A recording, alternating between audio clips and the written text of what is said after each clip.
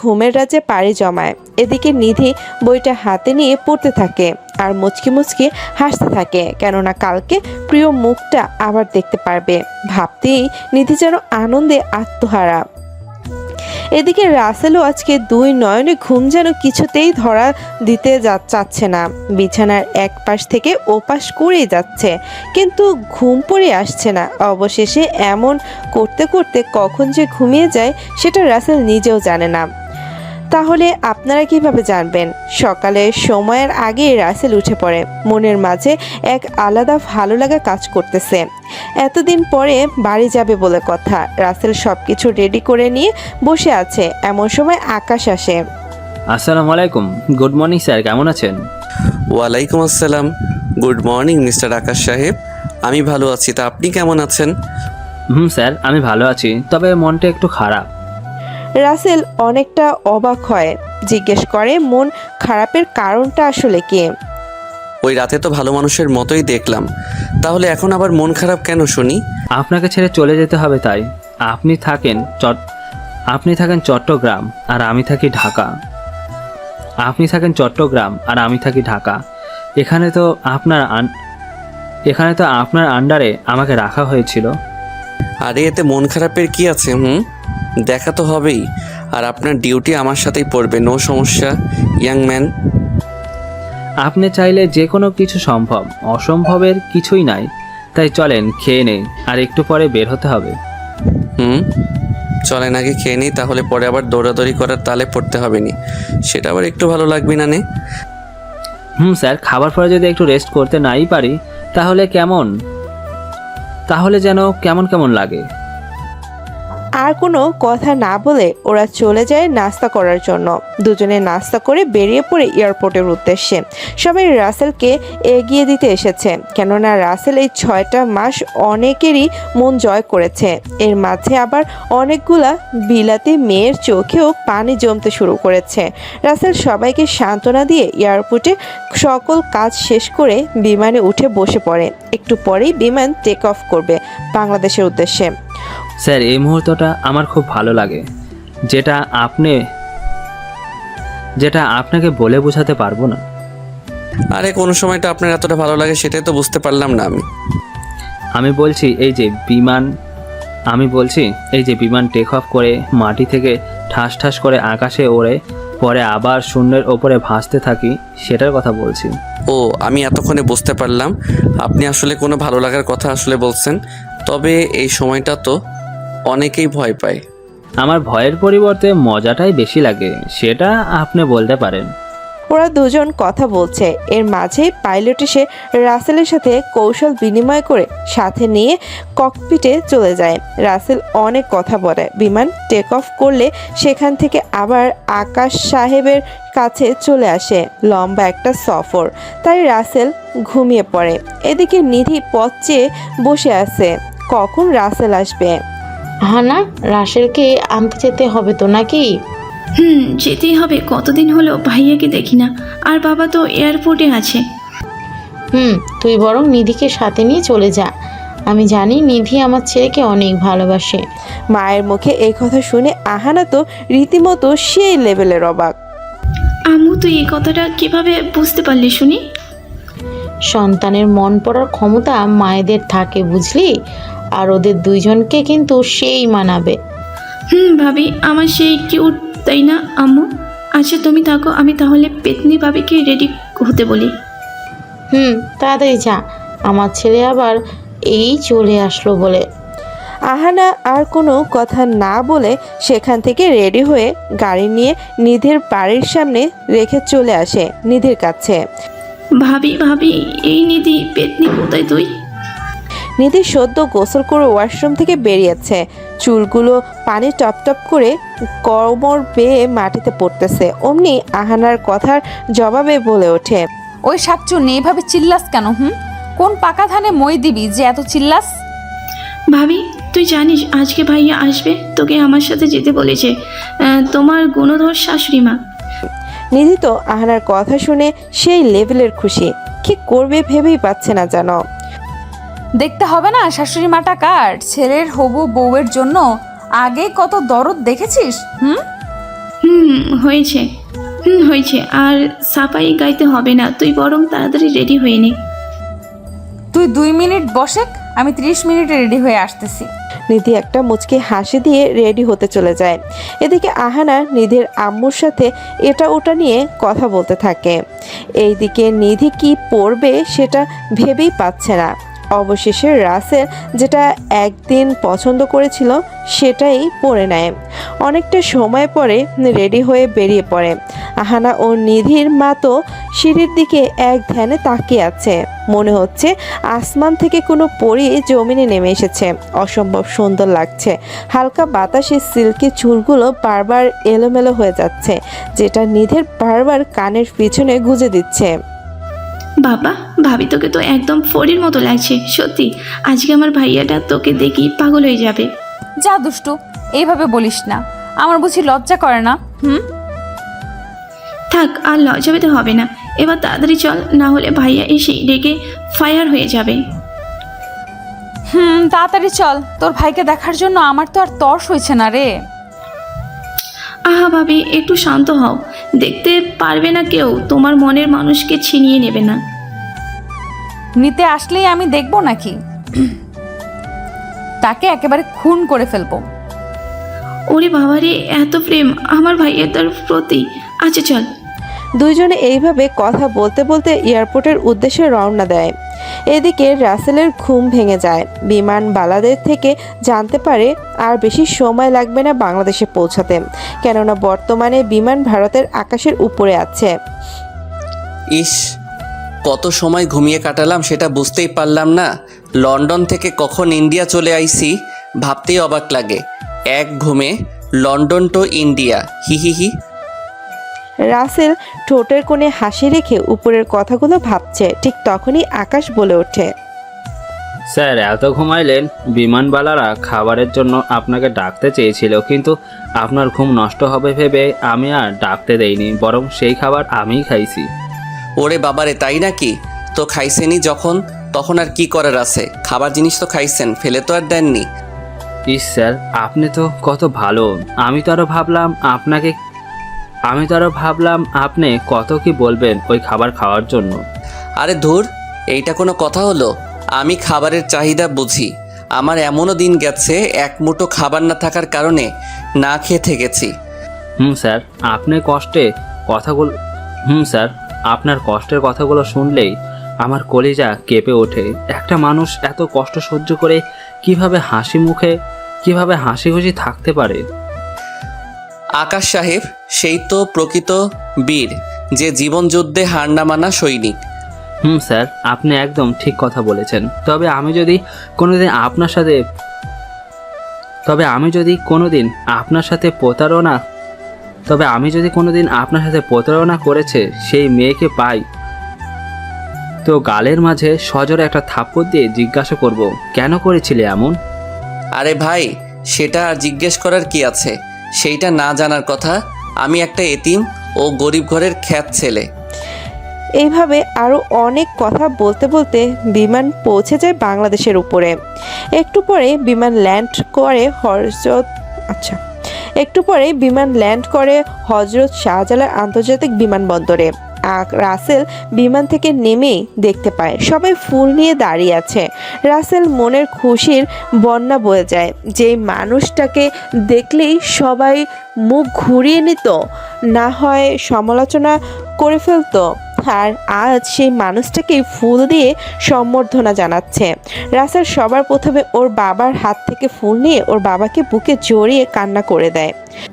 কানিস না বাবা, আজকে যে তোর খুশির দিন। বাবা, এটা তো খুশির কান্না। আমি কখনো ভাবিনি যে এমন একটা দিন আমার জীবনেও আসবে। ধন্যবাদ বাবা, তুমি না থাকলে এটা সম্ভব হতো না। বাবা, ধন্যবাদ দিয়ে আমাকে ছোট করিস না, কারণ আমি শুধু পথ দেখিয়েছি আর তুই সব কিছু হাসিল করেছিস তোর ইচ্ছা শক্তি ও মেধার জোরে। এইভাবে সবার কথা বলে এয়ারপোর্টের ভিতর থেকে বাইরে এসে সামনের দিকে তাকিয়ে হয়ে যায়, কেননা নিধে যে ওর দিকে অপলক দৃষ্টিতে তাকিয়ে আছে। চোখের কোণে পানি চিকচিক করতেছে। এটা কোনো দুঃখের কান্না নয়, বরং এটা আপন মানুষকে কাছে পাওয়ার সুখের কান্না। রাসেল নিধির দিকে তাকিয়ে আছে। এমন সময় আহানা দৌড়ে এসে ওকে জড়িয়ে ধরে। ভাইয়া কেমন আছিস? কত কিউট হয়ে গেছিস ভাইয়া। আমি ভালো আছি, তা তুই কেমন আছিস? আর পেতনি, একদম নজর দিবা না। তোর ফ্রেন্ডের তো নজর সরছেই না দেখছি। সরবে কিভাবে এত কিউট একটা মানুষ সামনে দাঁড়িয়ে থাকলে? রাসেল আহানার কানের একটা আলতো করে চিমটি কাটতে বলে। এই পেতনি বাবা আছে সেটা কি তুই দেখিসনি? ভাইয়া, আব্বু আম্মু সেটা জানে বুঝলে, তাই এটা নিয়ে কোনো চিন্তা করতে হবে না। তাই তো ভাবিকে আম্মুর সাথেই পাঠিয়ে দিল। ওরে বাবারে, এত কিছু! আর আমি একটু জানি না, ভাবতে তো গান ছিনছিন করছে। নিধি একটু দূরে দাঁড়িয়ে সব কিছু দেখছিল। এদিকে রফিকুল সাহেব একটু সেখান থেকে সরে যায় আর নিধি দৌড়ে এসে রাসেলকে জড়িয়ে ধরে।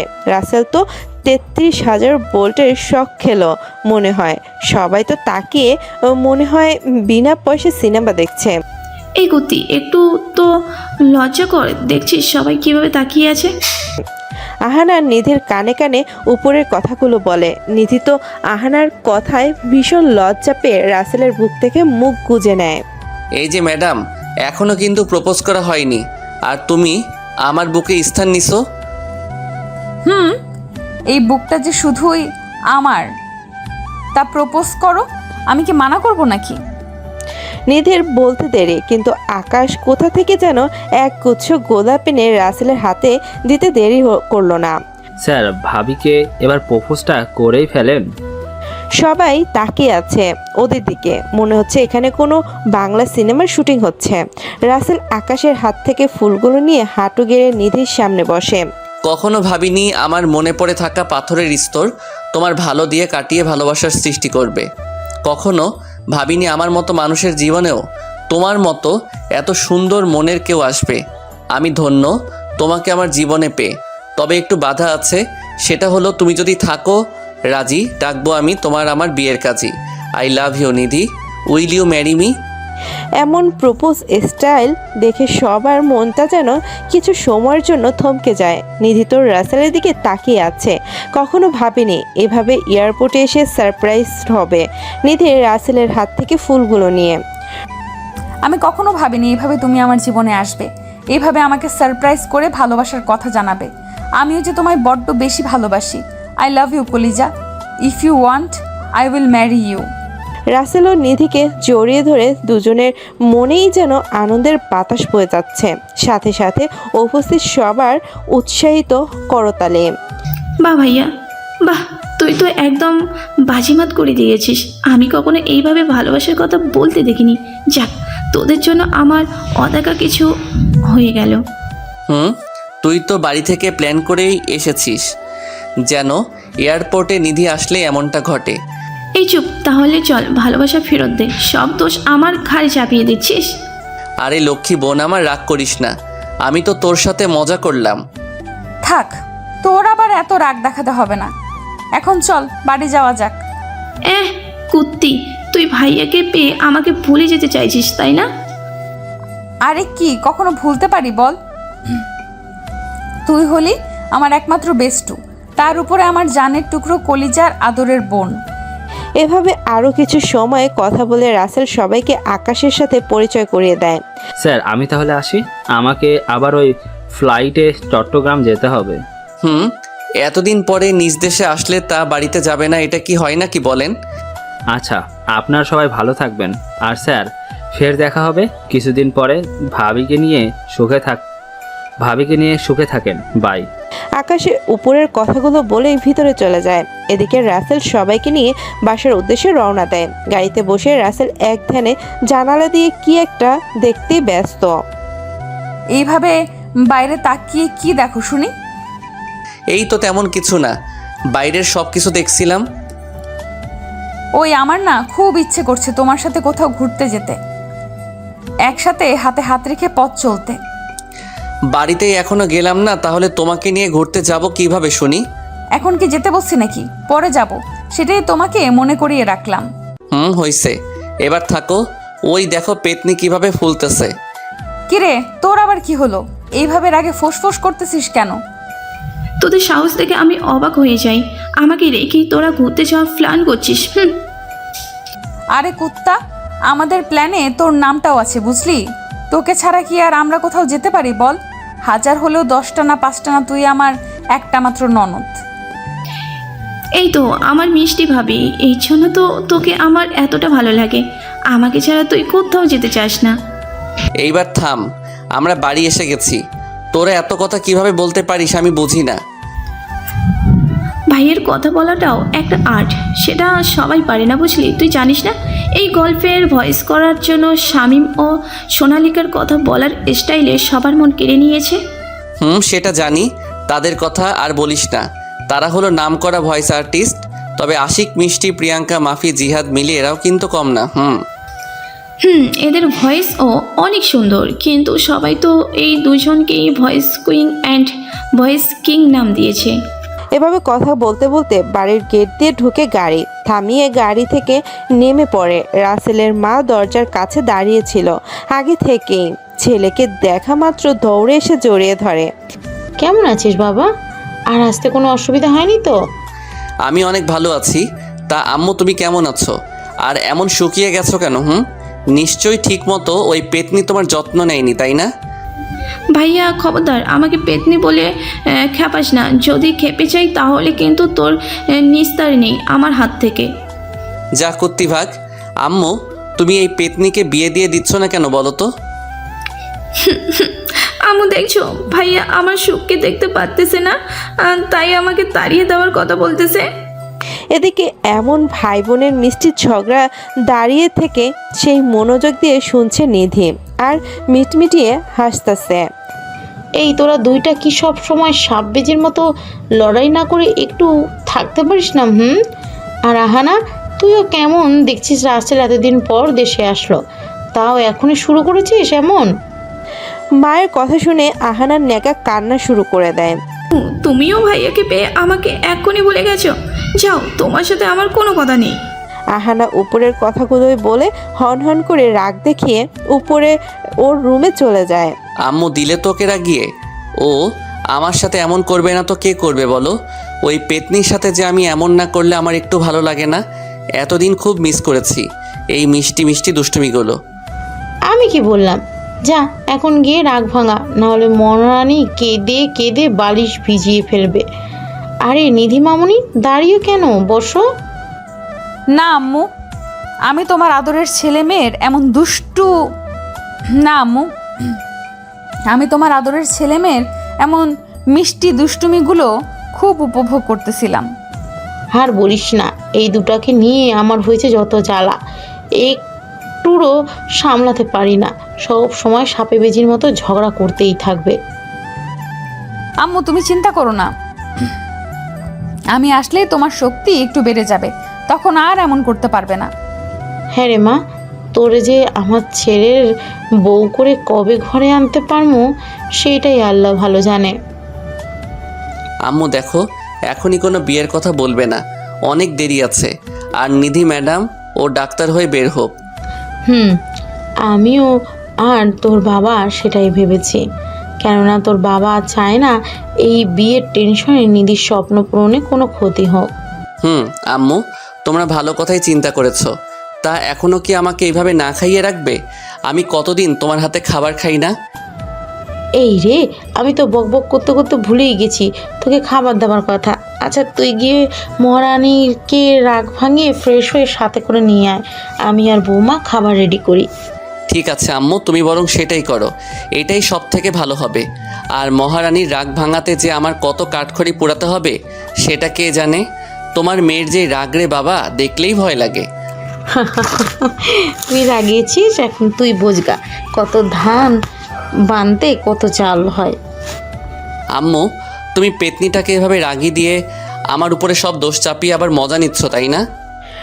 রাশিদা চৌধুরী কিছু বলতে যাবে, ঠিক তার আগেই দরজার ওই পাশ থেকে রফিকুল চৌধুরী মানে রাসেলের বাবা বলে ওঠে, কে কার সাথে এতটা রাগ করলো শুনি, যে রাগ ভাঙাতে এত কিছু করতে হবে? কে আবার রাগ করলো বলো? তোমার আদরের ফাজিল মাইয়া আছে না, ওই রাগ করছে। আর তুমি তো জানোই আহানা রাগলে কি হয়। এই রে, তাহলে তো কাম সারছেই, এখন রাখি। ধুর। এই রে, তাহলে তো কাম সারছেই, এখন রাসেল এসেছে, ও রাগ যেমনে পারে ভাঙাগ্গা। সেটা নিয়ে আমাদের বুড়া বুড়িতে এত চিন্তা করে হুদাই শরীর খারাপ করতে হবে না। বাবা, তুমি একদম ঠিক কথা বলেছ। আমি আছি তো ওই পেতনি রাগ ভাঙানোর জন্য, তাই না? এখন যা গিয়ে মহারানীর রাগ কমিয়ে খেতে নিয়ে আসে। রাসেল আর কোনো কথা না বলে সেখান থেকে চলে আসে রুমে। আর রুমে এসেই কাপড় চোপড় পরিবর্তন করে ওয়াশরুমে গিয়ে গোসল করে কাপড় পরে বেরিয়ে আসে।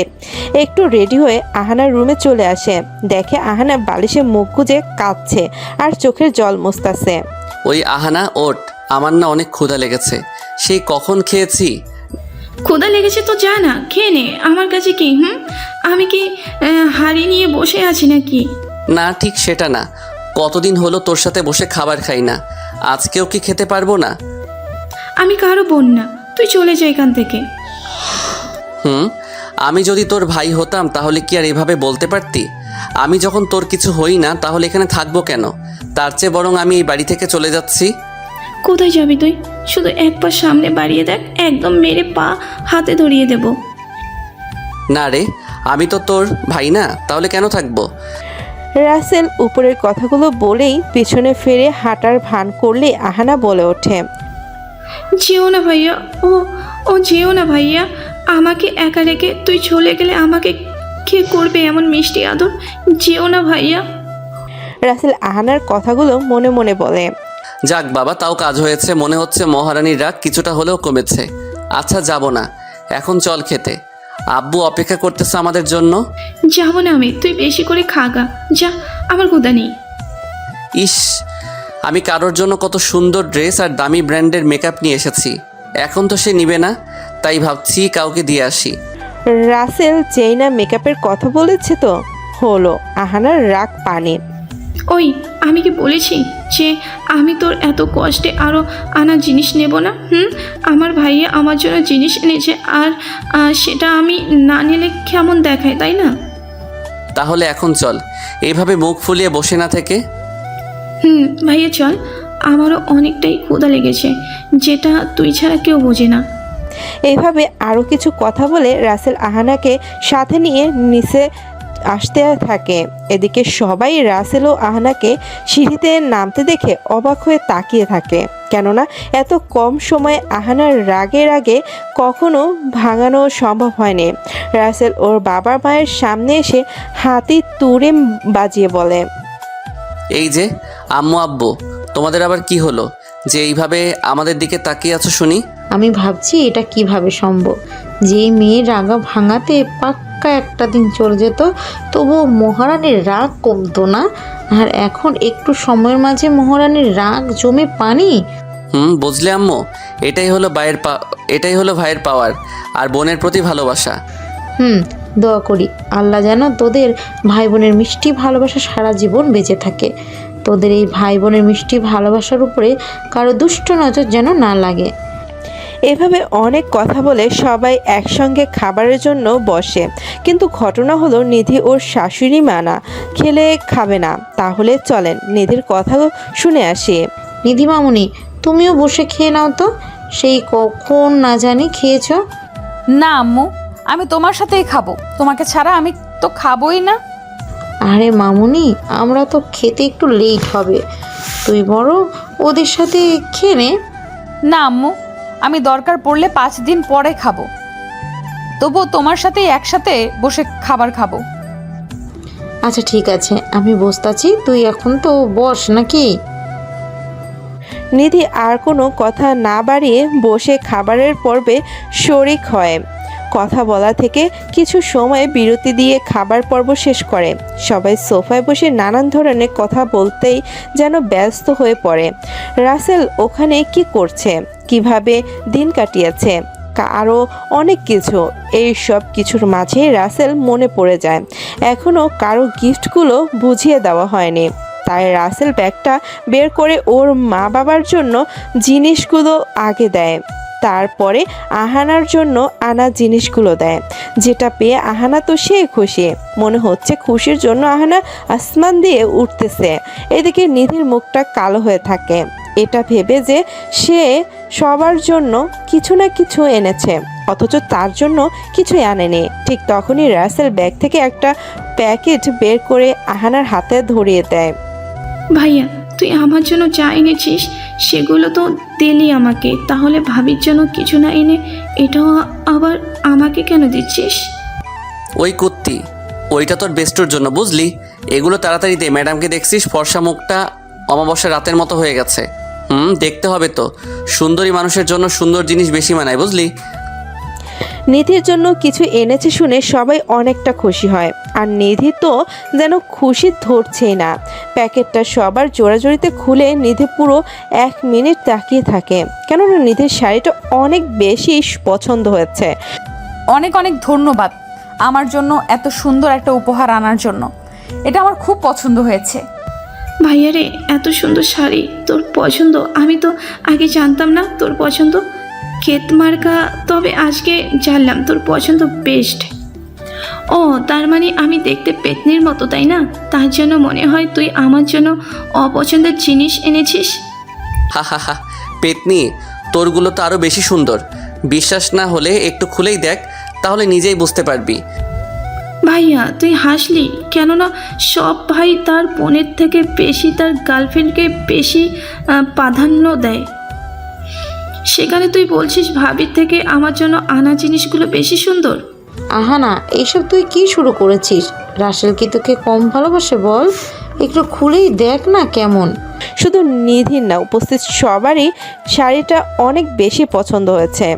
এদিকে আহানার কথা শুনে রাসেল অনেকটাই মনে কষ্ট পায়, কেননা যেখানে রাসেল ওকে এত ভালোবাসে সেখানে এই কথা বলল। মায়ের কথা মতো আহানা প্যাকেটটা খুলে দেখে আসলেই অনেক সুন্দর সুন্দর জিনিস ওর জন্য এনেছে। মানের আহানার কাপড়ের কাছে নিধির কাপড় তুচ্ছ। ওয়াও, এত সুন্দর ভাইয়া, আসলেই তো এগুলো ভাবিটার থেকে বেশি সুন্দর। আমি শুধু শুধু তোকে এতগুলো কথা শোনালাম। তুই আমার কলিজার টুকরা বোন, তোর জন্য কি কখনো এমন কিছু আনতে পারি বল? তোদের এই একটাই দোষ, আর সেটা কি জানিস? ভাইয়েরা তার বউ বা গার্লফ্রেন্ডের জন্য কম দামি জিনিস আর বোনদের জন্য যদি বেশি দামি জিনিস আনে তবুও বলবে এই নিজের বউয়ের জন্য এনেছে, কত দামি, আর আমার জন্য এনেছে মাত্র কয়েক টাকা দিয়ে। যেখানে ভাই সব সময় বোনের জন্য 1000 টাকা দিয়ে কাপড় কিনলে তার বউয়ের জন্য তার থেকে কম দাম দিয়ে কেনার চেষ্টা করে, কিন্তু এটা করে কী লাভ? দিন শেষে তো সে অপবাদটাই পেতে হয়। সরি ভাইয়া, আসলে আমি এমন করে ভাবিনি, আমাকে ক্ষমা করে দে। কি না কি বলে ফেলেছি। না রে, তোর তো কোনো দোষ নেই, দোষ হলো আমার। আমি যদি নিধির জন্য না আনতাম তাহলে এই কথাটা শুনতে হতো না। ভাইয়া এভাবে বলিস না, দয়া করে, মনে অনেক কষ্ট হয়। আমি এমনটা বলতে চাইনি। না রে, এটা তুই ঠিকই বলেছিস, কেননা গুরুজনেরা তো আর এমনি এমনি বলেনি যে সত্য কখনো চাপা পড়ে থাকে না, যদিও তার উপরে 1000 টন ওজনের অদৃশ্য পাথর দ্বারা ভাড়া দিয়ে রাখা হয়। ভাইয়া এভাবে প্লিজ বলিস না, আমার আসলে খুব বড় ভুল হয়ে গেছে, আমি একটু বুঝতে পারিনি। রাসেল মনের কোণে কষ্টগুলো লুকিয়ে রেখে উপরের কথাগুলো বলেই ওর রুমে চলে যায়। পিছে পিছে নিধিও চলে আসে। আহানা, তোর কি ওকে কথাটা বলা ঠিক হয়েছে? তোর আপন ভাই না হওয়া সত্ত্বেও তোকে নিজের বোনের থেকেও বেশি ভালোবাসে, আর তুই এইভাবে ওর মনটা ভেঙে দিলি। আম্মু বুঝতে পারিনি এমন করে কিছু বলে ফেলবো। তুমি ভাইয়াকে বলো না আমার সাথে রাগ না করতে, ও রাগ করে থাকলে আমার চেয়ে একটুও ভালো লাগে না। তুই রাগিয়েছিস, এখন তুই গিয়ে রাগ ভাঙা, বুঝলি? তোদের ভাই বোনের রাগ অভিমানের মাঝে আমাকে টানিস না। রাশিদা চৌধুরী ও উপরের কথাগুলো বলে রুমে চলে যায়। এদিকে আহানা সোফায় বসে মাথায় হাত দিয়ে ভাবে কি করবে। এদিকে রাসেল রুমে এসে ঠাস করে বিছানায় শুয়ে পড়ে, চোখের কোণে স্পষ্ট পানি চিকচিক করতেছে। এই তুমি এইভাবে শুয়ে পড়লে যে? তুমি বাচ্চা একটা মেয়ের সাথে এইভাবে রাগ করবে বলো? ও তো বুঝতে পারেনি এমনটা হবে। নিধি যাও তো প্লিজ, আমার একটু ভালো লাগছে না, একটু একা থাকতে দাও। আচ্ছা তুমি একটু ঘুমাও, আমি তোমার মাথায় হাত বুলিয়ে দিচ্ছি, কেমন? আচ্ছা দাও, তবে কোনো কথা বলিও না, আমার কিন্তু একটু ভালো লাগছে না। আচ্ছা ঠিক আছে, শুধু একটু মাঝে মাঝে তোমার সাথে দুষ্টুমি করবো। নিধির এমন কথা শুনে রাসেল আর চুপ থাকতে পারে না, ঠাস করে হেসে ওঠে। হা হা হা, তুমিও না কেমন, আমি বললাম বলিও না আর তুমি দুষ্টুমি করতে ব্যস্ত হয়ে পড়লে। আমি দুষ্টুমি করলেই তো দোষ হবে নি। আমি করতেই পারি দুষ্টুমি, কিন্তু তুমি একটুও করতে পারবে না। তবে তুমি মুখ বুজে আমার এই ছোট্ট ছোট্ট দুষ্টুমিগুলো উপভোগ করতে পারো। ম্যাডাম, এইটা ছাড়া কী বা করার আছে আমার বলেন? কিছু বললেই তো আবার এই ছোট্ট পোলাটাকে ইঞ্জেকশনের ভয় দেখাবেন।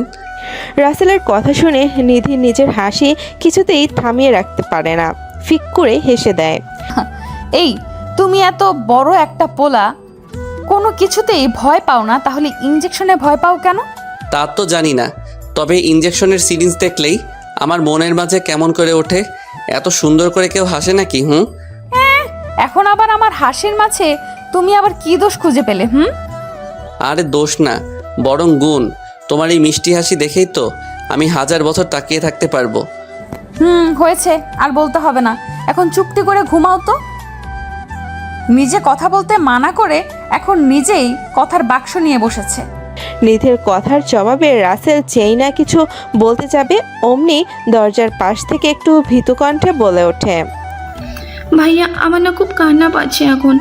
তুই যদি কথা না বলিস তাহলে আমি কিন্তু সত্যি সত্যি কেঁদে দেবো। তো কাঁদো, তো কাঁদো তো একটু দেখি, পেতনি কাঁদলে কেমন দেখা যায়। ভাইয়া, তুই একদম পচা, একটু আমাকে ভালোবাসিস না? ওই কেমন নেকামো, বাদ দে তো। এখন কি বলতে এসেছিস সেইটা বল। ভাইয়া, আমার না সত্যি অনেক ভুল হয়ে গেছে, তখন তোর সাথে অমনভাবে কথা বলা। প্লিজ আমাকে ক্ষমা করে দে। ওই এত করে বলছে ও, তারপরও তুমি কিভাবে ওর উপরে রাগ করে আছো? ছোট বোন তো একটু এমন করবেই, স্বাভাবিক। তাতে এত রাগ করার কি আছে? আরে তুমিও কি পাগল হলে নাকি? আমি রাগ কেন করতে যাব? আমি তো তখন এমনি চলে এসেছি ওখান থেকে। আর ওই পেতনি, আমি কি তোর সাথে রাগ করে থাকতে পারি বল? আহানা খুশি হয়ে রাসেলকে জড়িয়ে ধরে কান্না করে দেয়। এই তো আমার লক্ষ্মী ভাইয়া, আসলেই আমি সত্যি খুবই ভাগ্যবতী যে তোর মতো এত সুন্দর মনের ভাই পেয়েছি, যে আমার মায়ের পেটের ভাই না হয়েও তার থেকে বেশি ভালোবাসে। হইছে, এখন আর বলতে হবে না। আমার না খুব খারাপ লাগতেছে। আমার মাথায় একটু তেল মালিশ করে দিবি? তুই একটু দাঁড়া, আমি এক্ষুনি দিচ্ছি। আহানা তেল এনে মালিশ করতে লাগে। এটাই হলো ভাই বোনের ভালোবাসা। যতই ঝগড়া হোক না কেন, আদর যত্ন একটু কমবে না। ভাইয়া, আমার না খুব করে জানতে ইচ্ছে করতেছে তোর অতীতে কি কি ছিল। ওই বলো না গো, আমারও খুব করে জানতে ইচ্ছে করতেছে তোমার মনে ভালোবাসার বিষ কিভাবে এসেছিল। বলবো, তবে কেউ কোনো কথা বলতে পারবে না। আচ্ছা ঠিক আছে, আমরা কিছু বলবো না। তাহলে শোনো, আমি যখন কলেজে প্রথম ভর্তি হই তখনই একটা মেয়েকে আমার খুব ভালো লাগতো। বলতে পারো প্রথম দেখে ক্রাশ খেয়ে যাই। প্রথম আমাকে দেখতেই পারতো না, মায়ের সাথে অবহেলা করতো। আমি ছিলাম এতিম ও খ্যাত টাইপের ছেলে। এইভাবে অনেক দিন যায়। ধীরে ধীরে ইসরাত ও আমার মাঝে ভালোবাসার সৃষ্টি হয়। চলতে থাকে ভালোবাসার গল্প। কিন্তু তারপরেই আমার জীবনে নেমে আসে কালো অন্ধকার। কেন ভাইয়া, তখন কি কারেন্ট ছিল না যে অন্ধকার নেমে আসলো? এই জন্যে আমি বলতে চাইছিলাম না, তোদের না বললাম কথার মাঝে বাম হাত ঢুকাবি না। সরি ভাইয়া, আর হবে না, তুই বল না প্লিজ। ইসরাত আমাকে অবহেলা করতে থাকে, যেটা আমার একদম সহ্য হতো না। কিছুই বলতাম না, খুব বেশি ভালোবাসতাম যে, কিন্তু ও আমাকে বোঝেনি। রাসেল এইভাবে সম্পূর্ণ ঘটনা খুলে বলে। রাসেলের কষ্টের কাহিনী শোনার পরে রাসেল খেয়াল করে নিধি ও আহানার চোখে পানি। কিরে, তোদের আবার চোখে কি হলো? এভাবে কান্না করতেছিস যে? তোমার জীবনে এত কষ্ট ছিল কই?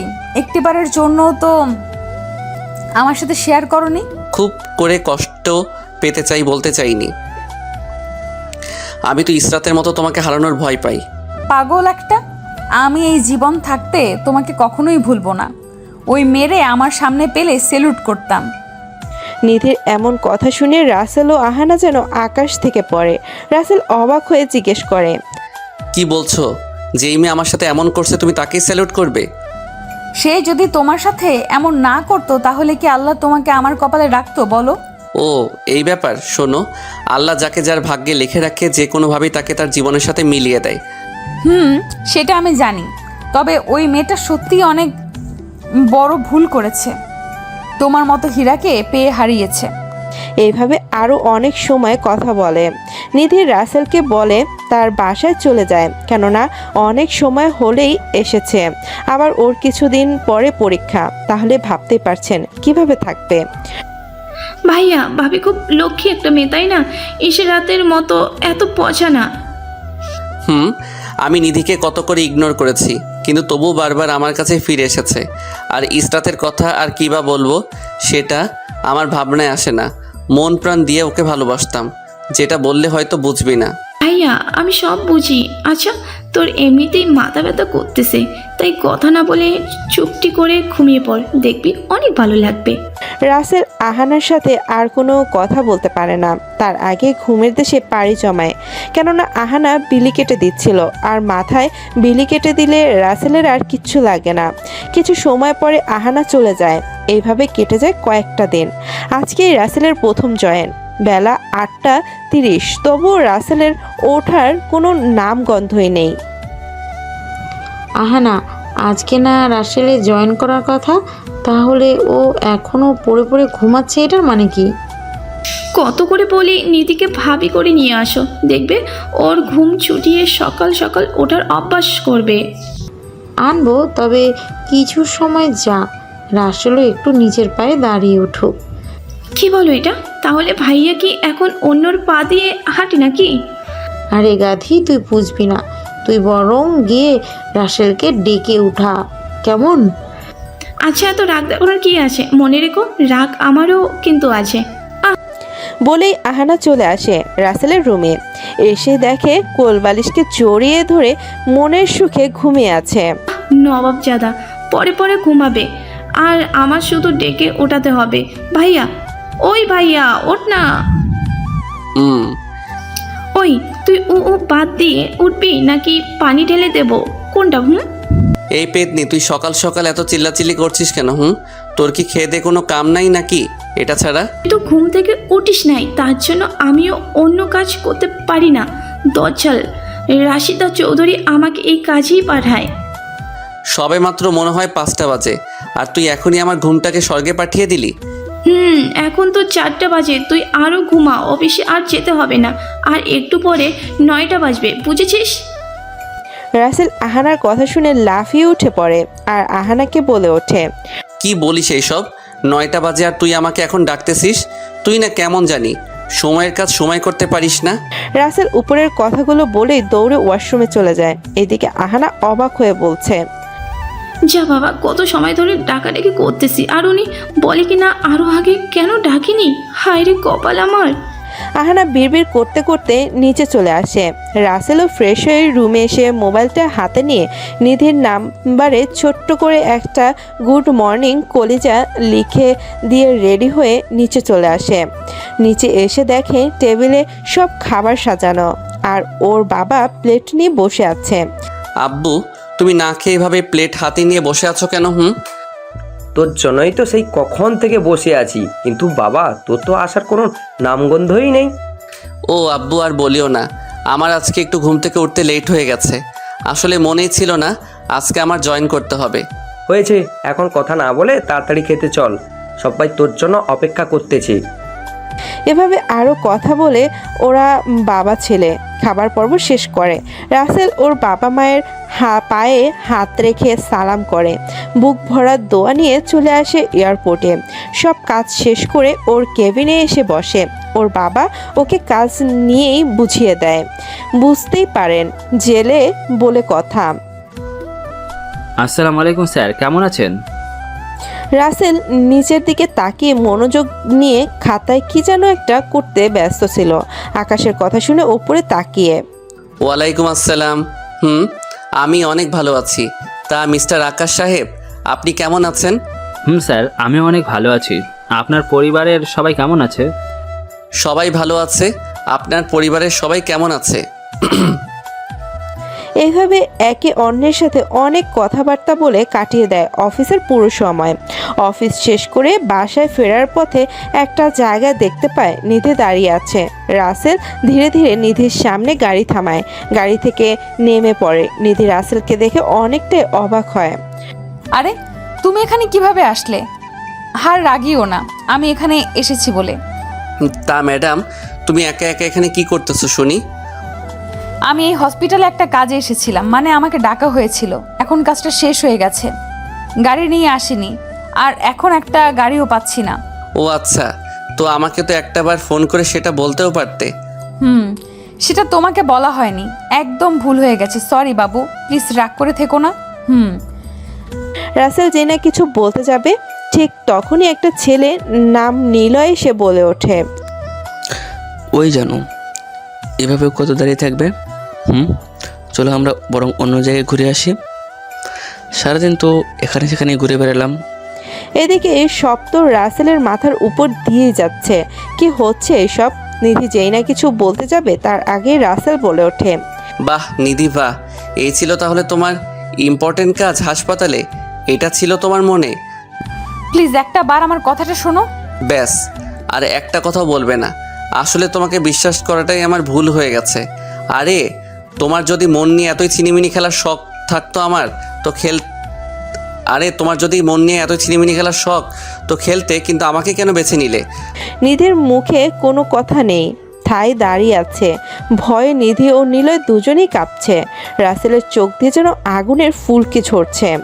পরিশেষে একটা কথাই বলবো, আমার সাথে যে নাটকটা করলে সেটা আর কারোর সাথে করিও না। কেননা আমার মতো হয়তো সবাই এতটা কষ্ট বুকে নিয়ে বেঁচে থাকতে পারবে না। তবে হ্যাঁ, আমি সেই মানুষগুলোর মতো না যারা ভালোবাসার শত্রু হয়ে সামনে দাঁড়ায়। ভালো থেকো, আল্লাহ হাফেজ। রাসেলের চোখের কোণে জমে থাকা পানি মুছতে মুছতে গাড়ি নিয়ে চলে আসে।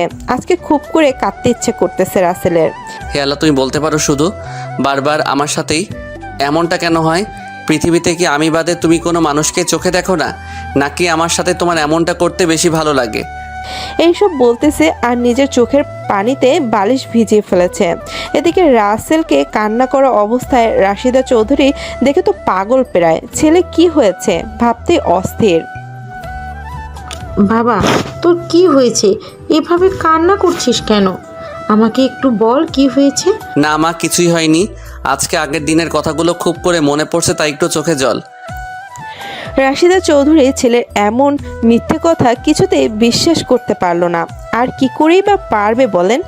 একে তো আইনের বিচারপতির চোখ, দুয়ে মায়ের চোখ, যেখানে মিথ্যা ধরা পড়বে। রাসেল, আমাকে মিথ্যা বলে হাসানোর চেষ্টা করিস না, কেননা তুই যার সামনে মিথ্যা বলতেছিস তার কিন্তু সত্য মিথ্যা বোঝার বিশেষ ক্ষমতা আছে। রাসেল এবার আর চুপ করে থাকতে পারল না। মায়ের গলা জড়িয়ে ধরে হাউ মাউ করে কান্নায় ভেঙে পড়ে। মা, বলতে পারো এমনটাই আমার সাথে কেন হয়? দুনিয়ায় কি আর কোনো মানুষ নেই?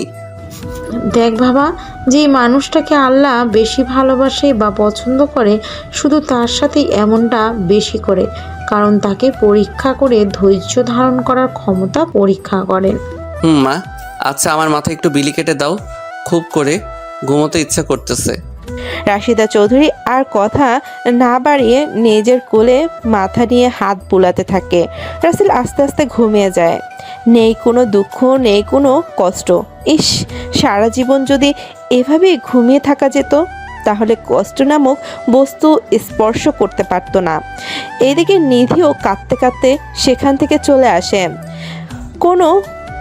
কেন কাঁদলো সেটাই গোপন থাকলো। আমাকে মনে করিয়ে দেন, আমি পরে সুন্দর করে বলে দিব, কেমন? এখন চলেন গল্পে আগের কাহিনী শোনা যাক।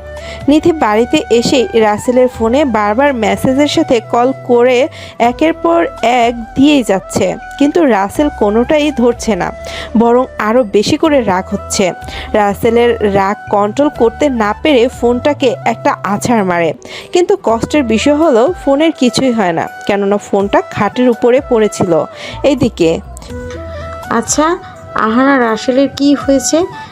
সেই অফিস থেকে আসার পর থেকে কেমন যেন কাঁদতেছে, জিজ্ঞেস করলেও কিছুই বলছে না। কি যে বলো না আম্মু, ভাইয়ের কি হয়েছে সেটা আমি কিভাবে বলবো বলো? সেটাও তো ঠিক। তারপরেও তুই একটু জানার চেষ্টা কর, দেখ তোর কাছে হয়তো বলতে পারে ওর কি হয়েছে। আমি দেখেছি। তুমি কোনো চিন্তা করিও না। আহানা উপরের কথাগুলো বলেই সেখান থেকে চলে যায়। এদিকে আহানার রাসেলের রুমে না গিয়ে বরং ওর রুমে চলে যায়। কেন গেল না সেটা পরে জানতে পারবেন। রাসেল মনকে শক্ত করে চোখের পানি মুছে ওয়াশরুম থেকে বেশি পানি নিয়ে গোসল করে নিচে চলে আসে। এসেই সোফায় বসে পড়ে। বাবা তোর কি হয়েছে বলবি তো নাকি? সেই কখন থেকে দেখছি তুই এমন করতেছিস। কিছুই হয়নি মা, আমার কেন জানি আজকে একটু ভালো লাগছে না, সেই জন্য এমন দেখাচ্ছে। মিথ্যা বলিস না তো, তোকে আমি স্পষ্ট কান্না করতে দেখেছি, এখন আমার কাছে মিথ্যা বলছিস তাই না? আরে মা কি যে বলো না, তখন আসলে আমার চোখে কি যেন গিয়েছিল, বের হচ্ছিল না, তাই চোখ থেকে পানি পড়ছিল। রাশিদা চৌধুরী ছেলের এমন সুন্দর করে সাজানো মিথ্যে কথাটা বিশ্বাস করে ছেলের জন্য খাবার আনতে চলে যায়। এদিকে রাসেল ভাবে, যাক বাবা, বড় বাচ্চা বেঁচে গেছি, আর একটু হলেই তো আম্মুর সামনে ধরা পড়েই যেতাম। না জানি তখন আম্মু কি মনে করতো। রাসেল বসে বসে এইসব চিন্তা ভাবনা করেই যাচ্ছে। আর ওইদিকে রাশিদা চৌধুরী রাসেলের জন্য প্লেটে খাবার সাজিয়ে নিয়ে আসে। এসে দেখে রাসেল সেই আগের মতোই কোনো চিন্তায় ডুবে আছে। রাসেল সরিয়ে একটু ধাক্কা দিয়ে, এই কে কে? ও মা তুমি? আমি ভাবছি এভাবে কে আমাকে আবার ডাকে। রাসেল, তোর ভাবসাব কিন্তু আমার একদমই ভালো লাগছে না। কি হয়েছে বল তো? সেই কখন থেকে এভাবে চিন্তায় মগ্ন হয়ে আছিস? কিছুই হয়নি মা, তুমি শুধু শুধু চিন্তা করতেছো। এখন এসব চিন্তা বাদ দিয়ে আমাকে খেতে দাও, খুব ক্ষুধা লেগেছে। আচ্ছা দিচ্ছি, তুই হাঁ কর, আমি নিজ হাতে তোকে খাইয়ে দিচ্ছি। রাসেলের শরীরে একটু ধাক্কা দিতে রাসেলের মা সুন্দর করে খাইয়ে দিচ্ছে। আর রাসেল তৃপ্তি সহকারে খাচ্ছে। রাসেল খাওয়া শেষ করে নিজের রুমে এসে ছাদে চলন্ত ফ্যানের দিকে চেয়ে কিছু একটা ভাবছে। এদিকে নিধি আসে রাসেলদের বাড়িতে। ওর মনটা খুব খারাপ। আম্মু আম্মু তোমার ছেলে কোথায়? দেখছি না যে কোথাও। আর বলিস না মা, সেই অফিস থেকে ফিরেই মন খারাপ করে বসে যেন কি চিন্তা করছে। কত করে জিজ্ঞেস করলাম কি হয়েছে, কিছুই বলল না। নিধি তো ভালো করেই জানে রাসেলের কেন এমন করতেছে, তাই আর কিছু বলে সোজা রাসেলের রুমের সামনে এসে দেখতে পায় রাসেল কিছু একটা ভাবছে। এইভাবে কি এমন ভাবতেছো শুনি? রাসেল তো নিধির কথা শুনেই এক বস্তার রাগ নিয়ে নিধির দিকে তাকিয়ে চোখ বড় করে, যেটা দেখে নিধি ভয়ে ঢোক চিপটে থাকে। তুমি এখানে কেন এসেছো? চলে যাও এখান থেকে। যেটা আমার সাথে করেছো ভালোই করেছো। আমি তোমার সাথে কিছুই করিনি। আমার কথাটা তো একটাবার শোনো প্লিজ। তোর কি কথা শুনবো আমি? নাকি আমাকে কষ্ট দেবার তোর আরও বাকি আছে? যদি বাকি থাকে তাহলে সেটা পূরণ করে আমার চোখের সামনে থেকে দূর হ। রাসেলের কথা শুনে নিজের অজান্তে নিধির চোখ থেকে পানি গাল বেয়ে টপ টপ করে পড়তে থাকে, যেটা রাসেলের চোখ এড়াতে পারে না। কেন এমন করতেছো বলো? আমি মানতেছি আমার ভুল হয়ে গেছে। ভুল বলতেছো এটাকে? হা হা হা, না হেসে পারলাম না। দোহাই লাগে আমার সামনে থেকে চলে যাও, না হলে আমি কি করে বসবো নিজেও জানি না। নিধি রাসেলের হাত ধরে সরি বলতে যাবে, অমনি ঠাস ঠাস করে দুইটা থাপ্পড় লাগিয়ে দেয়। নিধি অবাক হয়ে গালে হাত দিয়ে রাসেলের দিকে তাকিয়ে থাকে। দেখো, আমি আর মিথ্যে মায়ায় নিজেকে জড়িয়ে কষ্ট পেতে চাই না। তুই তো সুখের জন্য অন্য মানুষকে বেছে নিয়েছিস, তাহলে সেখানে চলে যা না, আমাকে একটু একা থাকতে দে। নিধির কান্না করতে করতে কিছু বলতে যাবে, অমনি সেখানে ওর মা আর আহানা চলে আসে। ভাইয়া, তুই ভাবিকে এভাবে মারতে পারিস না। আমি তো মারতে চাইনি, ও মারতে বাধ্য করেছে। তুই জানিস ও কী করেছে? আমি সবটা জানি, কারণ ওটাতে ভাবির কোনো দোষ ছিল না, সব দোষ আমার ছিল। কি বলতেছিস এইসব? তোর কি মাথা ঠিক আছে নাকি পুরোটাই গেছে? না রে ভাইয়া, আমার মাথা ঠিকই আছে। আসলে তুই ভাবিকে ভুল বুঝছিস। আসল কাহিনী হলো, আমি ভাবিকে বলেছিলাম তোর সামনে অভিনয় করতে, এটা দেখতে যে তুই আসলেই ভাবিকে কতটা ভালোবাসিস। আর ওই ছেলেটা আমার বয়ফ্রেন্ড ছিল। ভাবি এটা করতে চায়নি, কিন্তু আমার জোরাজোরিতে করেছে। রাসেল তো আহানার কথা শুনে মনে আকাশ থেকে পড়ল। কি বলছে এসব? আহানার কথা শুনে রাশিদা চৌধুরী ঠাস করে একটা থাপ্পড় লাগিয়ে দেয় আহানার গালে। আহানা, তোকে কি এই জন্য বড় করেছি বল? তুই কি বুঝিস না রাসেল নিধিকে কতটা ভালোবাসে? ও ওকে হারানোর ভয় সব সময় করে। আহানা ও রাশিদা চৌধুরী উপরের কথা বলেই সেখান থেকে চলে যায়। এদিকে রাসেল কতটা ভুল করেছে সেটা বুঝতে পারে, তাই নিধির সামনে বসে কান ধরে বলে। ওই জানো, সরি। নিধি কোনো কথা বলে না, অন্যদিকে মুখ ঘুরিয়ে থাকে। প্লিজ সরি, আমাকে ক্ষমা করে দাও, আমি বুঝতে পারিনি এমনটা। রাসেল নিধির গালে একটা কিস দিয়ে নিধিকে বুকে জড়িয়ে নেয়। প্লিজ এমনটা আর করো না, তোমাকে হারিয়ে ফেললে হয়তো আমি আর এই পৃথিবীর আলোই দেখতে পারবো না। নিধি রাসেলের দিকে রাগী লুকে তাকিয়ে থাকে। রাসেল নিধির এমন রূপ আগে কখনো দেখেনি, তাই নিধিকে জিজ্ঞেস করে, কি হলো মেরে রানী, এভাবে তাকিয়ে আছো কেন? পারবে কি করে? এতটা রাগ মনে জমা থাকলে? ইস, আমার গলাটা ব্যথায় জমে গেছে। তুই কি বললি? আমাকে ছাড়া চলে যাবার কথা মুখে আনলেই একেবারে খুন করে ফেলবো, পরে আমি নিজেকে শেষ করে। নিধি ওর পুরো কথাটা শেষ করার আগে রাসেল ওর ঠোঁট জোড়া নিজের দখলে নিয়ে নেয়। নিধি তো অবাক হয়ে রাসেলের চোখের দিকে তাকিয়ে আছে, যেন রাসেলের চোখ পুরো পৃথিবীটা আলোয় চকচক করতেছে। এই কথাটা আর মুখে আনবে না, এই আমি বলে দিলাম। তোমাকে ছাড়া আমি যে অসহায় সেটা কি তুমি বোঝো না? বুঝি তো, আমি যে তোমার পৃথিবী সেটা আমার থেকে কে ভালো বুঝবে বলো? আচ্ছা, এখন তুমি ঘুমাও, কেঁদে কেঁদে তো চোখ মুখ ফুলিয়ে ফেলেছ। সব দোষ তোমার। তখন যদি আমাকে বলে দিতে তাহলে এমনটা হতোই না। তুমি খুব পচা। আমি তো কত করে বলার চেষ্টা করেছি, কিন্তু একটু বলার সুযোগ পর্যন্ত দাওনি তুমি। সরি সোনা, আমি বুঝতেই পারিনি আমার কলিজা ও আমাকে এতটা বেশি ভালোবাসে। অনেক বেশি ভালোবাসি তোমাকে, যেটা হয়তো বলে বোঝাতে পারবো না। এইভাবে কথা বলতে বলতে রাসেল যে কখন ঘুমিয়ে গেছে সেটা বলতেই পারবে না। নিধি রাসেলের কপালে আলতো করে একটা ভালোবাসার পরশ দিয়ে সেখান থেকে খুশি মনে বাসায় চলে আসে। এইভাবে দেখতে কেটে যায় অনেকগুলো দিন। এখন নিধি ডাক্তার হয়েছে। রাসেলের জ্বর আসে, বিছানা থেকেই উঠতে পারছে না। নিধি রাসেলের কাছে থেকে সারাটা দিন।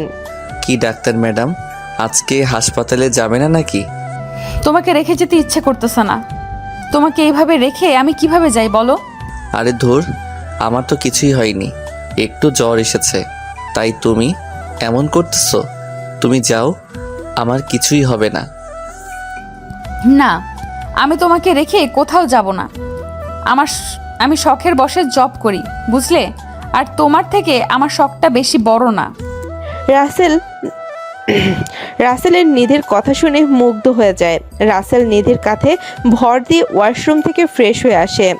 একটু পরে জোর করে নিধি রাসেলকে খাবার খাইয়ে ওষুধ খাইয়ে দেয়। রাসেল একটু শুয়ে থাকে।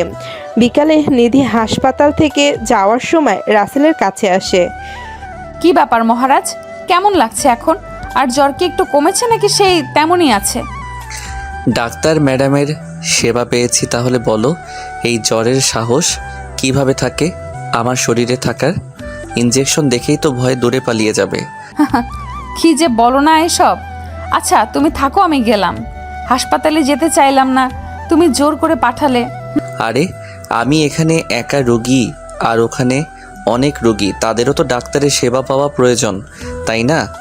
সেটাই তো। আচ্ছা থাকো, ভালো লাগছে না। সারা দিন কত ঝামেলা যে গেল। ওই তোমার উপরে এত ঝামেলা আবার কিভাবে হলো শুনি? সিনিয়র ডাক্তার বলে কথা। আর বলিও না, একটা মেয়ে তার বাবাকে হসপিটালে নিয়ে এসেছে, অন্য হাসপাতাল থেকে ফিরিয়ে দিয়েছে। ও, এখন কি উনি ঠিক আছে? আর আমি জানি আল্লাহর রহমতে তুমি তার চিকিৎসা করলেই সে ভালো হয়ে উঠবে। সে এখন একটু ভালো আছে, আর মেয়েটা অনেক ভালো। সে কি কান্না আমাকে জড়িয়ে ধরে। মেয়েটার মা তো ঠেকিয়ে রাখতেই পারছিল না।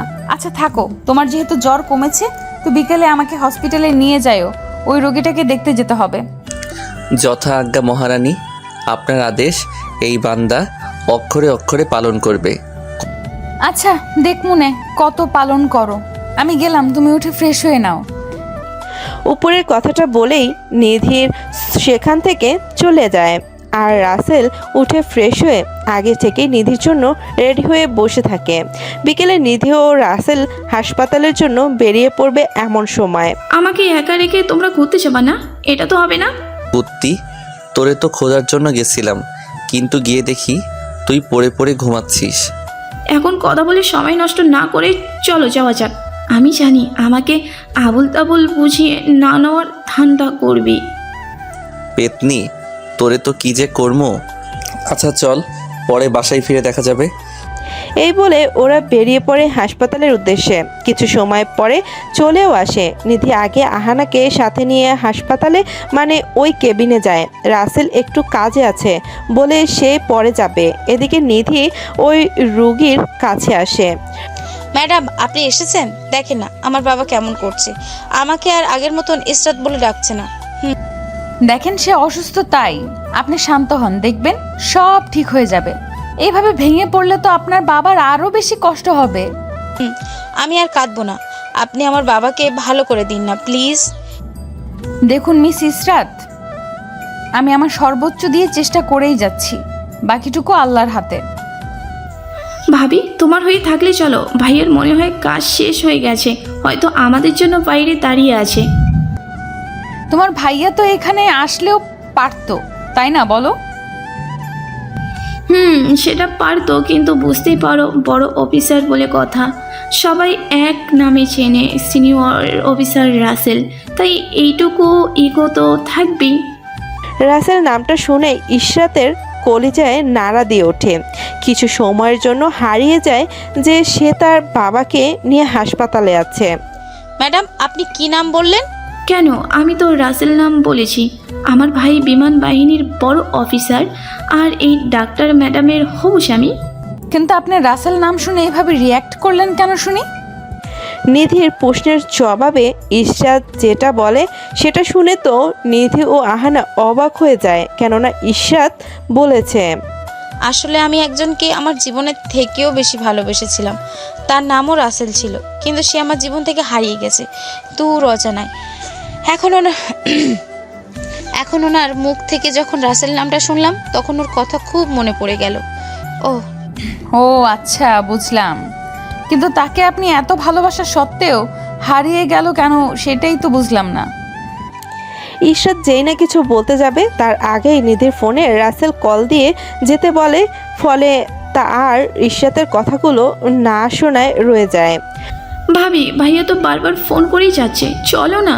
এখন এনার কথা শোনা বাদ দিয়ে পরে না হয় ভাইয়ার রাগে ফায়ার হয়ে যায়, তার চেয়ে বরং এনার কাহিনী তুমি পরে শুনে নিও। ঠিক বলেছস। এমনিতেই তোর ভাইয়ের যেই রাগ, সেইটাই তো আর বলার অপেক্ষায় রাখে না। কথাগুলো বলে ওরা চলে যায় আর ইশরাত ওদের চলে যাওয়ার দিকে এক ধ্যানে তাকিয়ে থাকে। এদিকে অন্য দিক থেকে রাফি ও রাইসা ইশরাতের কাছে এসে হাত তুড়ি দিয়ে বলে, কিরে, কোন রাজ্যে হারিয়ে আছিস শুনি? সেই কখন থেকে শুধু শুধু ডেকেই যাচ্ছি, কিন্তু তোর তো সেই দিকে কোনো খেয়ালই নেই। আসলে আমি ডাক্তার ম্যাডামে চলে যাওয়ার দিকে তাকিয়েছিলাম। জানিস, ডাক্তার ম্যাডামটা না অনেক ভালো। এমন মেয়ে যেই ছেলের বউ হবে তার কপালটা আসলেই অনেক ভালো। তুই দেখি আজকাল মানুষ নিয়ে পিএইচডি করতেছিস দেখছি। যাকে নিয়ে পিএইচডি করার কথা ছিল তখন তো করিসনি, এখন আর এইসব মানুষকে নিয়ে চিন্তা করে কি লাভ? ঠিক কথা বলেছ। না জানি আমার বন্ধুটা কোথায় আছে। আজ কতদিন হলো তার সাথে কোনোভাবেই আমার দেখা বা যোগাযোগ হয়নি। মনটা সারাক্ষণ তার জন্য ছটফট করতে থাকে। মনে করিও না, দেখবা রাসেল ভাইয়া একদিন আমাদের মাঝে ঠিকই ফিরে আসবে চমক নিয়ে। সেটাই যেন হয়। তা আঙ্কেলের কি অবস্থা? এখন আমি শুনেছি এই ডাক্তার ম্যাডাম নাকি অনেক ভালো। এখন বাবা একটু সুস্থ। শুধু কি ভালো নাকি বলো, বলতে পারো নিধি ম্যাডামের ডাক্তার রূপে একজন ফেরেস্তা। সেটাই। আমি অনেকের কাছ থেকেই শুনেছি এর ব্যাপারে, সবাই খুবই ভালো কথাই বলেছে। এভাবে আরও অনেক কথা বলে। রাফি ও রাইসা ঈশাতে বাবা ও মায়ের সাথে কথা বলে চলে যায়। এদিকে রাসেল ওদের নিয়ে একটা পার্কে ঘুরতে আসে। জানো দেখো ওই জায়গাটা কত সুন্দর, ইস মন ছুঁয়ে গেল এত সুন্দর জায়গা দেখে। ভাবি তুমি ঠিক কথা বলেছ, আসলে এই জায়গাটা একদম দেখার মতো জায়গা, সেটা বলার অপেক্ষা রাখে না। ভাইয়া যদি আমাদের না নিয়ে আসতো তাহলে হয়তো এই জায়গাটা দেখতেই পারতাম না। হয়েছে হয়েছে, এত প্রশংসা করতে হবে না, যত সব ঘুরতে আসার বাহানা। আমি মনে হয় কিছুই বুঝি না মনে করেছিস? ভাইয়া তুই কেমন, আমরা সত্যি কথা বলতেছি, তুই তাও এমন করিস, এটা কি ঠিক বল? এইভাবে কথা বলতে বলতে ভাই বোনের মাঝে ধরতে গেলে এক পর্যায়ে ঝগড়া বেজেই যায়। তখন নিধি দুজনের মাঝখানে গিয়ে, তোমরা দুইজনে কি এই পাবলিক প্লেসে ওইভাবে সাপ বেজির মতো লড়াই করবে বলো? একটু শান্তিতে থাকতে পারো না? আর আহানা তুইও না কেমন জানি। ভাইয়া ও পছাই, আর ভাবি তুমিও পছাই, একদম ভালো না, শুধু বকা দাও। তুমি দেখলেই ভাইয়া আমার সাথে পা পাড়া দিয়ে ঝগড়া শুরু করেছে। হয়েছে, এইবার তো ন্যাকা কান্না করা বন্ধ কর, না হলে কিন্তু দুটোরই একদম ইঞ্জেকশন দিয়ে দিব। ইঞ্জেকশনে তোমার এই ভীতুবর ভয় পায়, আমি কোনো ভয় পাই না, বুঝলে? ওরা এইভাবে কথা বলেই যাচ্ছে, এমন সময় কিছু বখাটে এসে ওদের বিভিন্ন ধরনের খারাপ খারাপ কথা বলে বিরক্ত করতে শুরু করে, যেটার কারণে আহানা ও নিধি তো ভয়ে চুপসে যায়। আর এদিকে রাসেলের তো হাত পা চাবাতে শুরু করে, আর মনের মাঝে 100 কেজি রাগের সৃষ্টি হতে থাকে। নিধি, তোমরা একটু পিছনে গিয়ে সিনেমা দেখার জন্য প্রস্তুত হও কেমন? আমি বরং এদের সাথে একটু ব্যায়াম করে নিই, এমনিতেই হাত পা কেমন কেমন করতেছে। রাসেল উপরের কথাগুলো বলেই নিধি ও আহানাকে পেছনে গিয়ে দাঁড়ায়, আর এই বখাটেরা রাসেলকে মারার জন্য আক্রমণ করে। ব্যাস হয়ে গেল রাসেলের সেই লেভেলের রাগ। শুরু হয়ে গেল নায়িকা ও বোনের সম্মান বাঁচানোর ফাইট। একে একে রাসেল সবাইকে সেই মতো ধোলাই করে। সবাই শেষমেশ ওদের থেকে ক্ষমা চেয়ে দৌড়ে পালিয়ে যায়। ভাইয়া তুই ওদের এভাবে মারলি, আমি তো এক মুহূর্তের জন্য মনে হচ্ছিল যে আমি কোনো তামিল ছবির শুটিং দেখতেছি। কি যে বলিস না, আসলে আমার হাত পা খুব চুলকাচ্ছিল, তাই ওদের একটু মেরে শরীরটা ঝাঁকিয়ে নিলাম। তুমি কেন ওদের সাথে লাগতে গেলে? ওরা যদি তোমার কিছু করে বসতো তাহলে কি হতো ভেবে দেখেছো? তোমাদের ইজ্জতের থেকে কি আমার কাছে সেটা বড় বলো? আমি কি দাঁড়িয়ে দাঁড়িয়ে দেখতাম নাকি তোমাদের ওদের হাতে লালসার শিকার হতে? রাসেলের কথা শুনে নিধির মনে আরও বেশি ভালো লাগা কাজ করে। রাসেলের প্রতি আরও বেশি সম্মানের সৃষ্টি হয়। হয়েছে ম্যাডাম, এইসব বাদ দিয়ে এখন জলদি জলদি ফুচকা খেয়ে বাসায় চলেন। আর ডাক্তার ম্যাডাম, আপনার তো আবার রাতেও হাসপাতালে আসতে হবে। কি একটা রোগী পেয়েছো যার জন্য তোমাকে শুধু শুধু হসপিটালেই দৌড় পারতে হয়। তুমি তো বলেছো আগে আল্লাহ পরে ডাক্তার, আর ডাক্তার হয়ে আমি রোগীর সেবা করাটাই আমার কর্তব্য, তাই না? তুমি সেটা একদম ঠিক কথা বলেছো। আচ্ছা এখন চলো বাসায় যাওয়া যাক, বাবা মা চিন্তা করবে। কথা বলতে বলতে রাসেল ওদের সাথে নিয়ে বাসা চলে আসে। সবাই সাথে কথা বলে নিধি বাসায় চলে যায়, আর রাসেল ওর রুমে এসে একটু রেস্ট নিতে না নিতেই রাতে নিধি চলে আসে রাসেলের রুমে। ওই তুমি এখনো যে পড়ে পড়ে ঘুমাচ্ছ, আমার সাথে যে হসপিটালে যেতে হবে সেটা কি তুমি ভুলে গেছো? না ভুলিনি, তুমি একটু অপেক্ষা করো, আমি এই রেডি হয়ে আসতেছি। আসো, তোমার জন্য আমি কিন্তু বেশি সময় অপেক্ষা করতে পারবো না, রাগে কিন্তু বোম হয়ে যাব, এই আমি বলে দিলাম। আচ্ছা জান পাখি, তোমার বেশি সময় অপেক্ষা করতে হবে না, মাত্র একটু সময়। নিধি নিচে চলে এসে ওর হবু শাশুড়ির সাথে গল্প করতে থাকে। ও আপনাদের তো বলাই হয়নি, রাসেল আর নিধির বিয়ে ওদের দুই পরিবারের সবাই মিল ঠিক করে রেখেছে। নিধির কথা বলার মাঝেই রাসেল চলে আসে, আর নিধিও রাসেল ওর মাকে বলে গাড়ি নিয়ে হাসপাতালে চলে আসে। তুমি তুমি রোগী দেখে আসো, আমি বরং এখানে বসে একটু কফি খাই, কেমন? না না, সেটা হবে না। তুমি আমার সাথেই যাবে, এটা আমার শেষ কথা বলে দিলাম। এখন চলো আমার সাথে। রাসেল আর কি বলবে বলেন, হোম মিনিস্টারের অর্ডার কি আর অমান্য করতে পারে? তাই নিধির সাথে সাথে ইশরাতের বাবার কেবিনে চলে আসে, মানে রুগীর কেবিনে।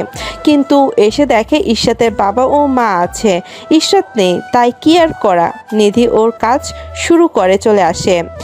আর রাসেল ইশরাতের বাবা মাকে কখনো দেখেনি, তাই চিনতেও পারলো না।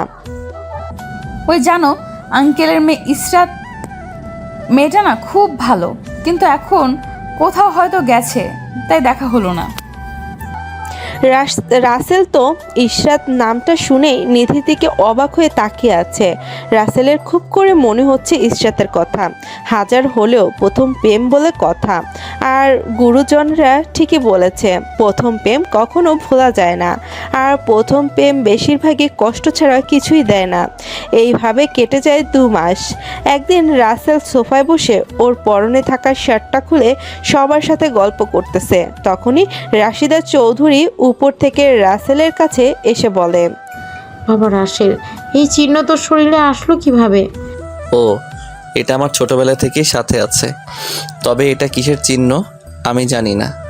রাসেলের কথা শুনে রাশিদা চৌধুরী রাসেলকে জড়িয়ে ধরে কান্না করে দেয় আর বলতে থাকে, বাবা রাসেল, তুই যে আমার হারিয়ে যাওয়া সন্তান। মা, তুমি কি বলো? ভাইয়া তাহলে আমার হারিয়ে যাওয়া সেই ভাই? মাও আমার সেই হারিয়ে যাওয়া সন্তান। আর তোর ভাই, ওকে কত জায়গায় খুঁজেছি তার হিসাব নেই। রাসেল তো কথাগুলো বলেই অবাক। এটা সে কি শুনছে, কিছুই তো বুঝতে পারছে না। বাবা জানিস, তোর শরীরের ওইটা কোনো মামুলি চিহ্ন না। মানে কি? আমি তো কিছুই বুঝতে পারতেছি না। বাবা, আমি ঠিকই বলেছি। তুই যখন ছোট্ট তখন আমাদের অনেক শত্রু ছিল, তাই তোর বাবা আমাদের সব সম্পত্তির কাগজপত্র একটা লকারে রাখে, যেটা একটা নির্দিষ্ট চিহ্ন দ্বারা লক করা হয়েছে। আর সেই চিহ্ন তোর শরীরে এগিয়ে দেওয়া হয়েছিল। রাসেল কিছু বলতে যাবে তার আগেই দরজার কাছ থেকে রফিকুল চৌধুরী বলে ওঠে, তোর মা ঠিকই বলেছে বাবা, এটা সেই চিহ্ন যেটা না থাকার কারণে আজও সেই কাগজপত্র আমি বের করতে পারিনি। কি বলো এইসব? সব তো আমার মাথার উপর দিয়ে যাচ্ছে। আমি বাবা মার কাছ থেকেও এতদিন বুঝতে পারিনি। বাবা, সব কিছুই ওই উপরওয়ালার খেলা, কখন কি করে কেউ জানে না। এইভাবে অনেক কথা হয় ওদের মাঝে, সবার মনেই আনন্দের ছোঁয়া বয়ে যাচ্ছে। রাসেল তো অনেক খুশি, কেউ আর ওকে এতিম বলবে না। কি ব্যাপার, আমার বাবুটার আজকে দেখি বেশি মন ভালো। বাবা আমাকে ফিরে পেয়েছো তার জন্য? আমি আজকে বেশি খুশি, যেটা তোমাকে বলে বোঝাতে পারবো না। আমিও অনেক খুশি, তবে একটা কথা বলার আছে তোমাকে, যদি তুমি অনুমতি দাও তাহলে বলবো। বলো, তোমার কথা শুনবো না এটা কি করে হয় বলো? ওই যে ইসরাত আছে না, আমার সাথে তো অনেক ভালো সম্পর্ক হয়ে গেছে, তো আগামীকালকে ওর আংটি বদল হবে। আমাকে তোমাকে সাথে নিয়ে যেতে বলেছে খুব করে। কি বলো? কালকে তো আমার কলিগ আকাশেরও আংটি বদল, এখন দুইজনের অনুষ্ঠানে কিভাবে যেতে পারি? তাহলে তোমার কলিগের অনুষ্ঠানেই যেও, আমি ইসরাতকে না হয় কিছু একটা বলে ম্যানেজ করে নিব।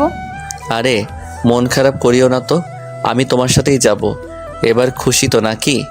নিধি রাসেলকে জড়িয়ে ধরে বলে, আমি অনেক খুশি তুমি আমার কথা রেখেছো। এইভাবে ওরা অনেক কথা বলে, শপিং থেকে কিছু জিনিস কিনে আনে। পরদিন বিকালে আহানা, নিধি ও রাসেল বেরিয়ে পড়ে ইশরাতের বাসার উদ্দেশ্যে। এখানে বলে রাখা ভালো, ইশরাত এখন চট্টগ্রামে থাকে। ওরা ইশরাতের বাসায় চলে আসে। রাসেলের সামনের দিকে যেতে নিলেই ঠাস করে একটা ধাক্কা খায়। কি মনে করেছেন রাসেল পড়ে গেছে? আরে না, রাসেল তো একটা ছেলের সাথে ধাক্কা খেয়েছে, তাই পড়েই। আর সেই ছেলেটা আর কেউ না, সে হলো রাফি। রাসেল রাফিকে দেখেই তো অবাক, চোখের কোণে দুজনেরই পানি চলে আসে। দোস্ত, তুই এখানে কিভাবে? তোকে এত বছর পরে এইভাবে দেখতে পারবো ভাবতেই পারিনি। আমি মনে হয় আগে থেকেই ভেবে রেখেছি তোর সাথে এইভাবে দেখা হবে, তাই না?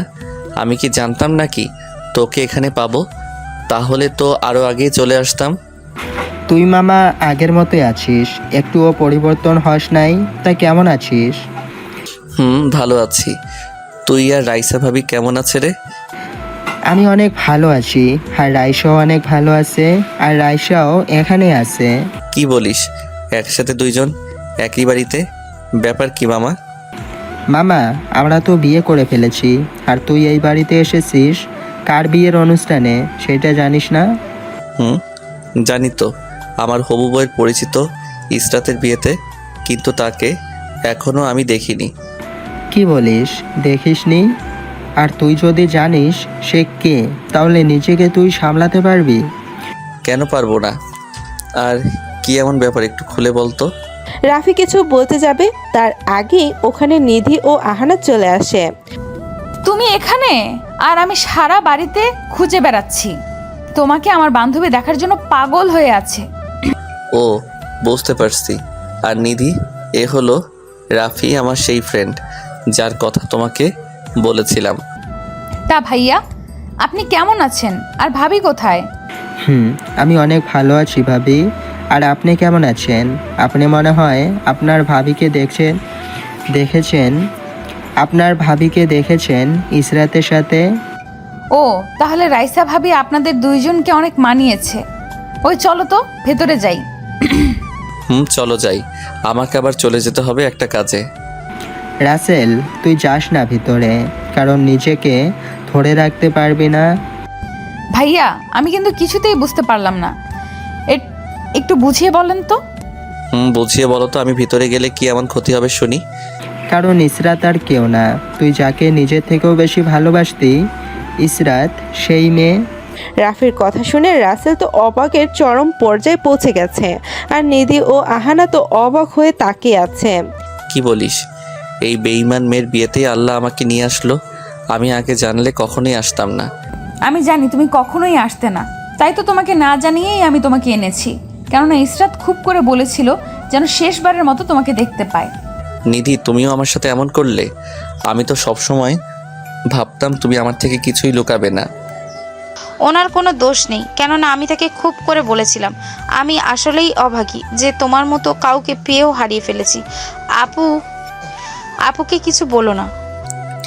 আপনার মতো মানুষের সাথে কথা বলতে আমার ঘৃণা করে। আপনি একটা বেঈমান। আমি বেঈমান, কারণ আমি তোমার পথ চেয়ে দিনের পর দিন চোখের জল ফেলেছি, না ঘুমিয়ে চোখের জলে বালিশ ভিজিয়েছি। তাতে কি? ওই নিধি, চলো, আমি গেলাম। এখানে এক মুহূর্তের জন্য থাকতে চাই না।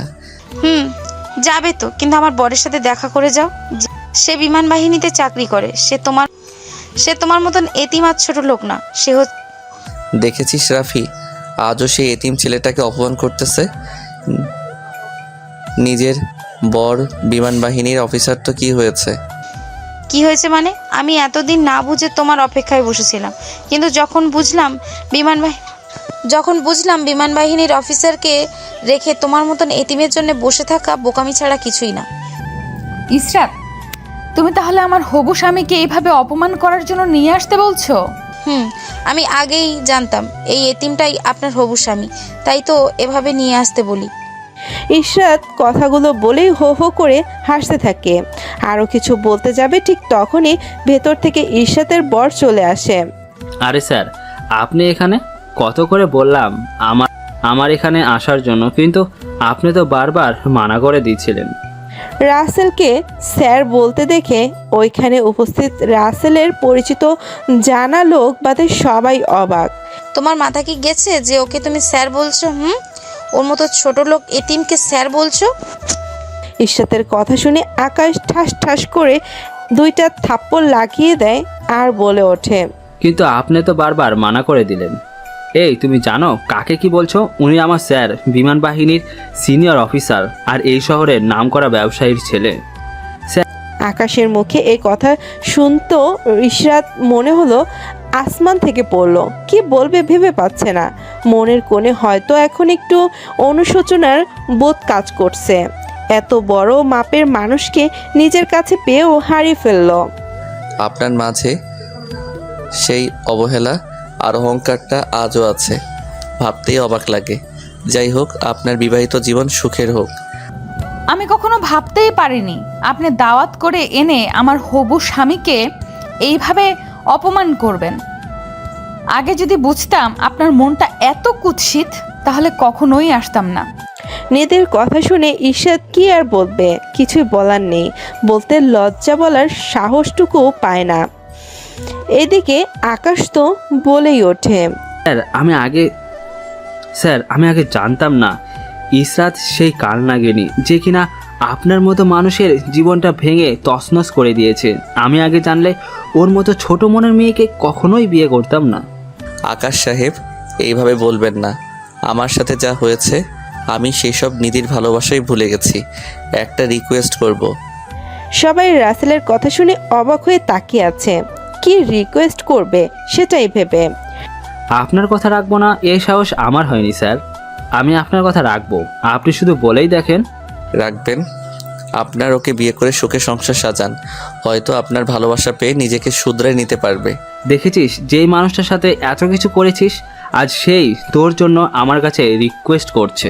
তার মুখে কোনো কথা নেই, সে গিয়ে চুপটি করে দাঁড়িয়ে থাকে। রাসেল কথাগুলো বলে সেখান থেকে আহানা ও নিধিকে নিয়ে রাফি ও রাইসাকে বলে বাড়িতে চলে আসে। সরি, আমি ভাবতে পারিনি আমার জন্য তোমাকে এতটা অপমানিত হতে হবে। আর ইসরাতের মন যে এমন সেটা কখনোই কল্পনাও করিনি। আরে সরি বলার কি আছে? আর এখানে তোমার কোনো দোষ নেই, সবটা আমার কপালেই লেখা ছিল। আর ধন্যবাদ তোমাকে। রাসেল এই অবস্থায় ধন্যবাদ কথাটা শুনে নিধি অনেকটাই অবাক হয়ে যায়। ধন্যবাদ কেন দিচ্ছ শুনি? এইভাবে কথা বলতে বলতে ওরা বাসায় চলে আসে। কিছুদিন পর রাসেল ও নিধির বিয়ে হয়ে যায়। চলতে থাকে শ্বশুর শাশুড়ির মিষ্টি। বৌমা, তোমাকে কাজ করতে হবে না, তুমি বরং রাসেলের পাশে বসো, কাজের লোক তো খাবার দিচ্ছেই। না মা, আমার ওদের সাথে একটু কাজ করতে ভালোই লাগে, এতে তো ওদের একটু কষ্ট কম হচ্ছে। এমনিতেই তো খুব একটা কাজ করার সময় পায় না। আমার বৌমার কাছ থেকে কিছু শেখো, বুঝলে রাসেলের মা?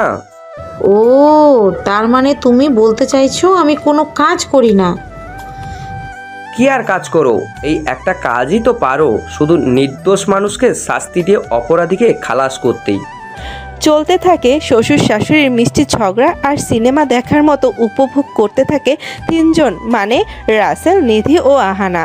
কিছু সময় পরে ঝগড়া শেষ হলে রাসেল ও নিধি রুমে চলে আসে। ওই আব্বু আম্মু তো সেই ঝগড়া করতে পারে। তুমি আমাকে ওইখানে না নিয়ে গেলে আমার জানের জিগার বন্ধুর সাথে দেখা হতো না। আর ইসরাতের কথায় আমি কিছুই মনে করিনি, কেননা এইগুলো আগে অনেক শুনেছি, তাই সহ্য হয়ে গেছে। হা হা হা, কেন পারবে না বলো?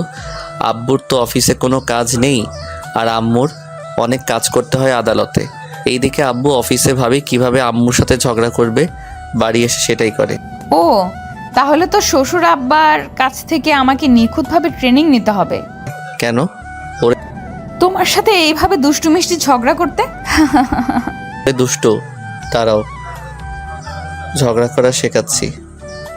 এইভাবে ওদের মাঝে দুষ্টু মিষ্টি ঝগড়া চলতেই থাকে। তাই বলে ভালোবাসা কখনো কমতি হয় না।